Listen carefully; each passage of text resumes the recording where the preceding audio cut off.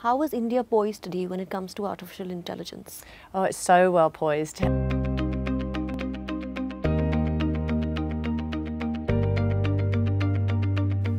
Marketers have the question of, is AI one going to replace me?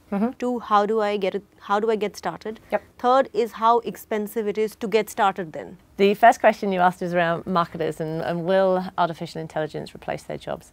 And the answer to that is it'll make their job an awful lot more efficient and be a great assistant to their job. Will it replace it entirely? Absolutely not. So if you look at it, I think they're predicting it's around 30% more efficient that a person can be if you've got artificial intelligence plus a human working together. And that means there's 30% more time to be doing more in your role that you actually want to be doing, that you should be doing, That's right. in areas that you can focus on.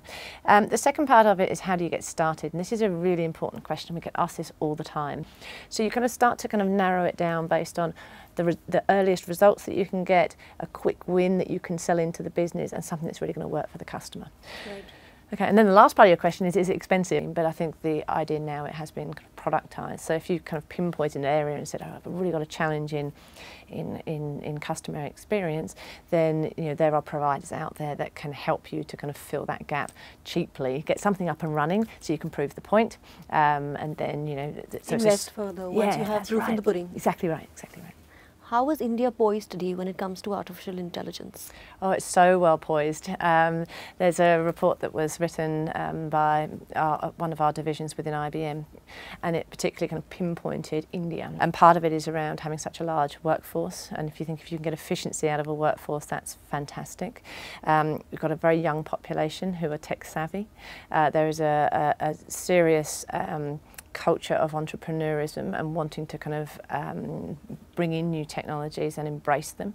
The government's investing in this area as well. Yes. So you've kind of all the parts there, and the report was very clear saying that India is poised to be a leader in this space. Superb.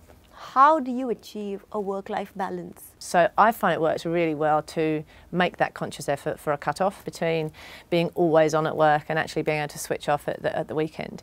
But the benefit has been actually at the weekend then you get the spark of ideas and the innovation that comes through, because you're not down in the weeds of working all the time. You're actually going to lift yourself out of it, give yourself a bit of headspace, and you find that sometimes that's when the ideas flow. So you get back to work, and even though you haven't worked at the weekend, there's things that you've thought about that you can apply on Monday, which will make a difference to the kind of work week moving forward. Why don't we see more women in the sector?